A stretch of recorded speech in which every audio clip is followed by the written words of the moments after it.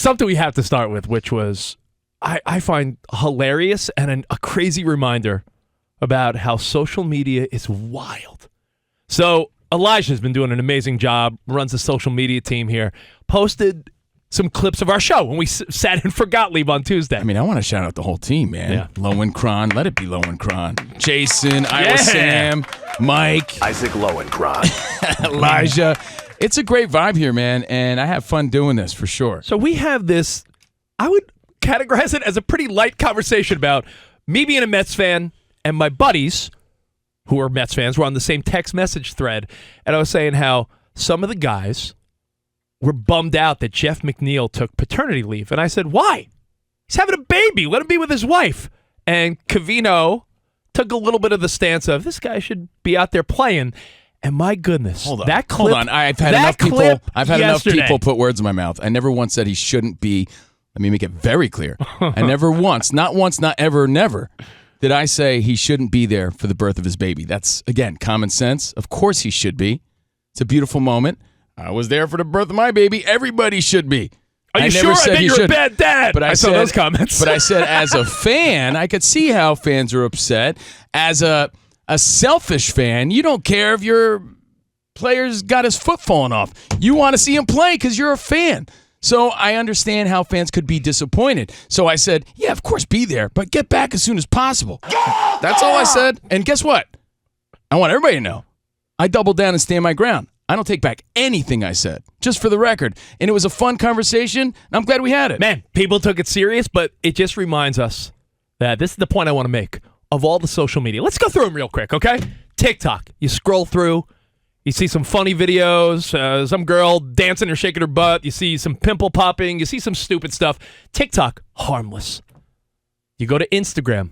Oh, pictures. Oh, it's my friend on vacation. TikTok, hold on. TikTok harmless to you because you're an adult. Yeah. TikTok could be dangerous to younger kids. Fair. You know, social media in general, because it always looks like everybody's having more fun than you. Because I sit there as an adult thinking, why is everybody living their best life? Why is everyone swimming in a cenote in Mexico? Why is everybody dancing on a yacht? And why do they have all these killer dance moves? And I'm here laying on the couch. Watching the Yankees again. If I feel that way, imagine how kids feel. So TikTok is very dangerous because, believe you me, you know, I have a preteen daughter. Again, I was there when she was born. Remember that? Great dad. Dad of the year, everybody. Exactly. You know, the dad who monitors what his kid is up to. Yeah. And, you know, it does make a kid feel deflated when they're watching other kids on yachts in cenotes. And they're like, Dad, why don't you take me anywhere? So like, Dad's working. That's I'm not talking about kids, though. I'm talking about you're grown up. But you got to be fair. You said TikTok is not dangerous. TikTok for an adult could be fun to scroll through. Instagram, you see some pictures, old classmates or your buddies. Oh, there's my friend with his girl on vacation. Harmless. Scrolling through the Instagram story, see a clip of one of your favorite sports shows or something. Oh, what is Cowherd talking about? Oh, who's Stephen A. fighting with about this? That's what you do. Well, now, you know what? There's pros and cons to all of them, for sure. Facebook.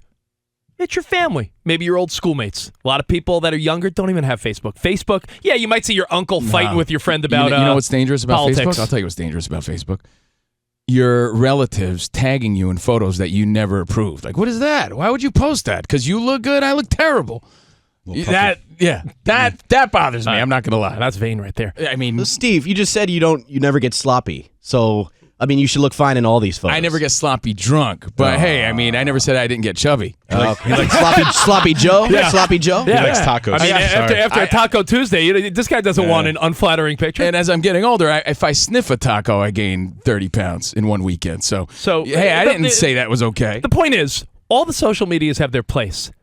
Yesterday was a great reminder that, my goodness, sports Twitter is the most brutal place. Sports Twitter is the most honest, dishonest, brutal. People are rude. They make things up. I can't. No one's really accountable because it could be some guy with a fake account, no followers, just creates an account to tell you the most mean crap about you. Well, so when you and I agree, it's a fact, and I agree with you kind of, sort of, because when it comes to sports news on Twitter, right? Like breaking news and just some good conversation and updates, I feel it to be the most useful. Twitter is great for... See, you watch every inning of your favorite games. I do not.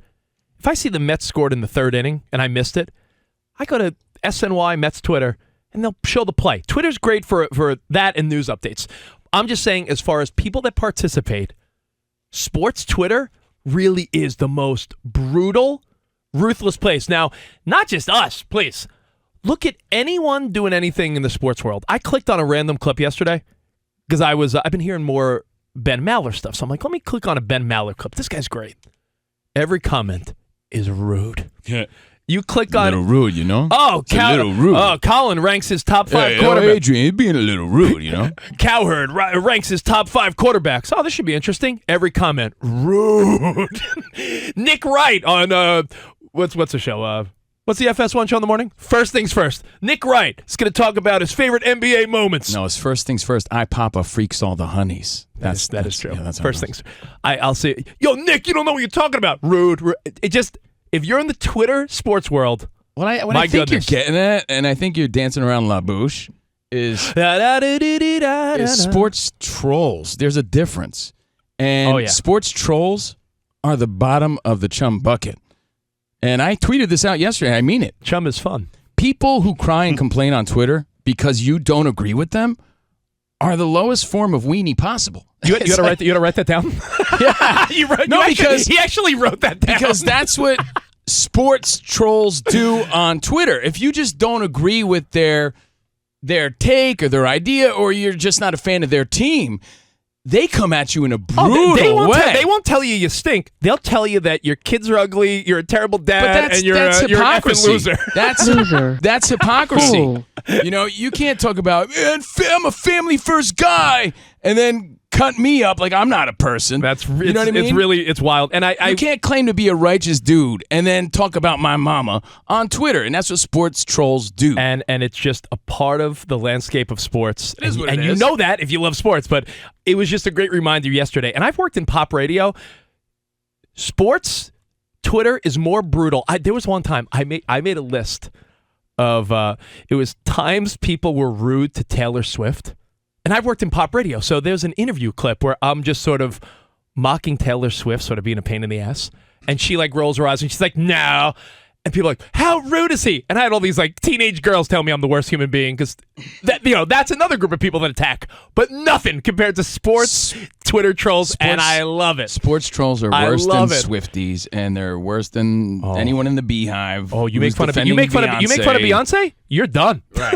And it's like, The okay. Beehive? Jason, I don't know if you know that. No, but it's weird You because make fun of we're- Beyonce? We all love our teams He's and part we're of the all Beehive. passionate sports fans, but you know, it's things. That's the problem with Twitter. Like I said, there's pros and cons. The problem with Twitter is people say things that they would never say in real life to an actual person. Like the feedback that I got yesterday for giving my opinion.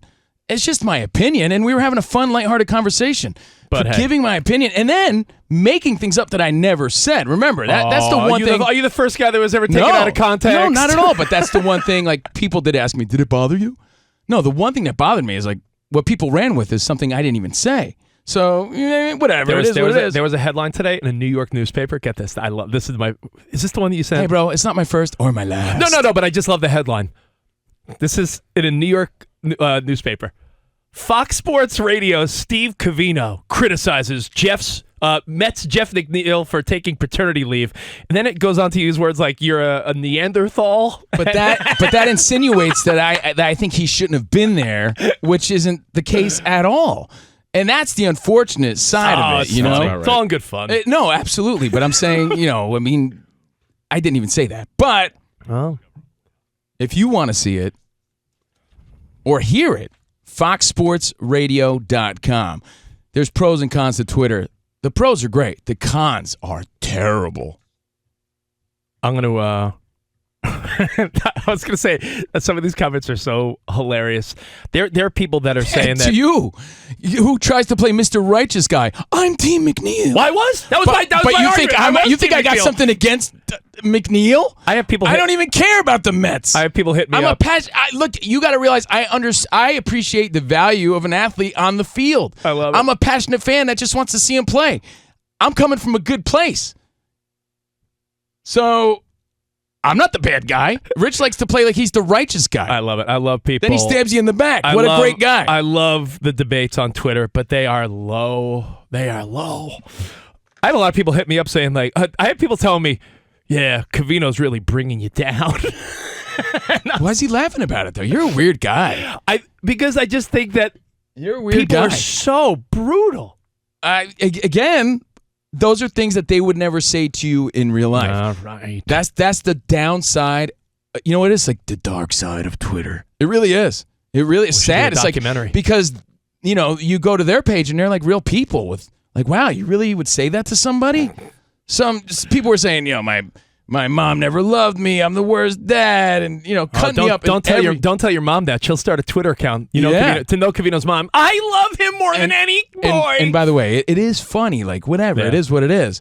But they would never double down on that ever. That's funny. All right. Well, hey, just a reminder that if you're on social media, of all the social media that you scroll through, Instagram, TikTok, Facebook, Twitter's the best for news. Twitter is the best for news and the sports news updates. and earthquake updates because we're out here in Los Angeles. Oh, if you feel something shake within 5 minutes, like Chrissy Teigen will tell you if there was an earthquake. Yeah, if you want to know, if you just let one rip in your sleep or if it was an earthquake, go to Twitter right away. Immediately.